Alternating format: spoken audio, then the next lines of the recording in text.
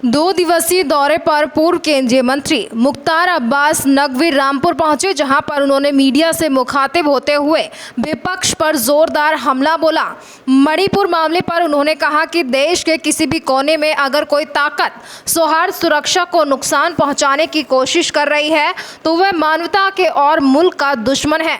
सरकार और एजेंसीज मजबूती के साथ इस दिशा में काम कर रही है और उसकी तह तक जा रही है जो इस षड्यंत्र और साजिश के कारक है। उन्होंने विपक्ष के यूपीए गठबंधन को नॉन फार्मिंग एसेंट कह डाला। उन्होंने कहा कि यूपीए जब एनपीए हो गया उसके बाद उन्होंने उसका नाम बदलकर काम वही और नाम नया, तो इस तरह से छल चंदों की छलबाजी है, उनका कोई भला नहीं करने वाला है। उन्होंने कहा नरेंद्र मोदी के काम ने विपक्ष के कुनबे के गणित को बिगाड़ दिया है। उन्होंने कहा कि विपक्ष ने नाम इंडिया रखा है, वह भी टुकड़े टुकड़े करके, तो टुकड़े टुकड़े इंडिया वर्सेस अखंड भारत होगा। ज्ञानवापी विवाद पर उन्होंने कहा कि किसी विदेशी आक्रमणकारी की क्रिमिनल कम्युनियल क्रूर करतूत के करेक्टर करने का वक्त है, जो योगी आदित्यनाथ ने कहा बिल्कुल सही है। हरियाणा के मुंह में हुई घटना पर बोलते हुए मुख्तार अब्बास नकवी ने कहा कि कुछ षड्यंत्रकारी ताकतें हैं जो देश के विकास समृद्धि के मार्ग माहौल को तार तार करने की कोशिश कर रही हैं, षड्यंत्र कर रहे हैं। हमें मिलकर उनके षड्यंत्र साजिशों को ध्वस्त करना चाहिए,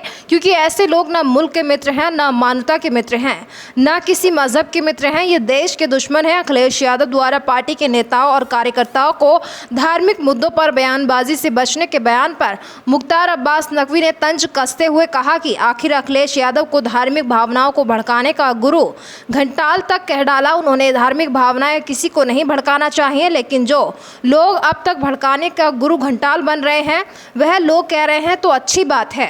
मणिपुर हिंसा को लेकर के क्या कहेंगे? देखिए, मणिपुर हो या कहीं भी देश के किसी भी हिस्से में वहाँ के जो सौहार्द का ताना बाना है, सुरक्षा का ताना बाना है, अगर कोई भी ताकत नुकसान पहुँचाने की कोशिश कर रही है या करती है तो वो मानवता के मुल्क के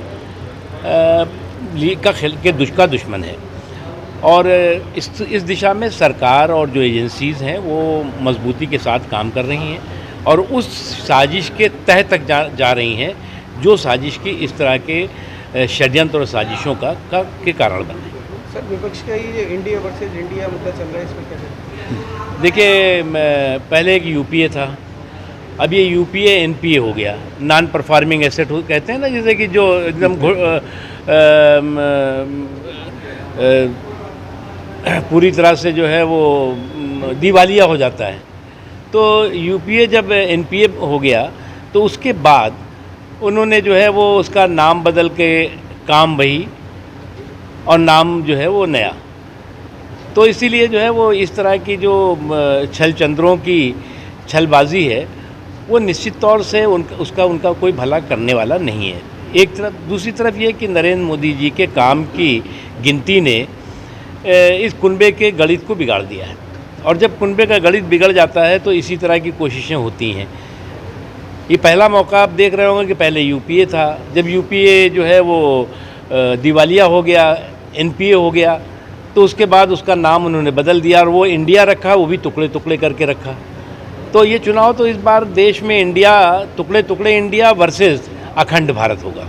नकवी जी, ज्ञानवापी को लेकर के क्या कहेंगे? विवाद चल रहा है। देखिए, किसी भी विदेशी आक्रमणकारी की क्रिमिनल कम्युनल क्रूर करतूत के करेक्ट करने का वक्त है, और जो योगी आदित्यनाथ जी ने कहा है बिल्कुल सही है। एक चीज़ सबको समझना चाहिए, हमारे जो आस्था के केंद्र हैं, मंदिर हैं, मठ हैं, जो लूटे गए, जो तोड़े गए, उसके गुनहगार हिंदुस्तान में रहने वाला मुसलमान नहीं है, बल्कि विदेशी आक्रमणकारी जो देश में आए उनकी जो क्रिमिनल कम्युनल और क्रूर करतूत रही है उसका वो कारण रहा है, इसलिए उसको करेक्ट करने का वक्त है। आप ऐसा है कि हमें कहने की ज़रूरत नहीं है। मैं तो बहुत पहले, लगभग 30-35 साल पहले मैं वहाँ गया था, और जब मैं जा कर के उसके पीछे का हिस्से से मैं गुजरा था तो मुझे उसमें बहुत आक्रोश, गुस्सा आया था, और मुझे दिखा था कि कमाल है, सारे आप पीछे पूरे मूर्तियाँ,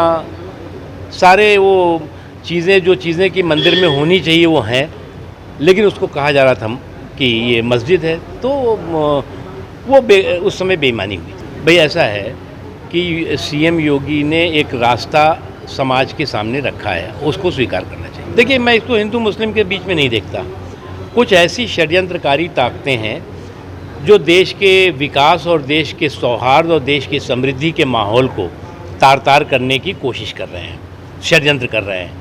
हमें मिल करके उनके इन षड्यंत्रों को, इन साजिशों को ध्वस्त करना चाहिए, क्योंकि ऐसे लोग न मुल्क के मित्र हैं, न मानवता के मित्र हैं, न किसी मजहब के मित्र हैं। ये दुश्मन है देश के। देखिए, धार्मिक भावनाएं कोई किसी को नहीं भड़काना चाहिए, लेकिन जो लोग अब तक भड़काने के गुरु घंटाल रहे हैं, अगर वो कह रहे हैं तो अच्छी बात है।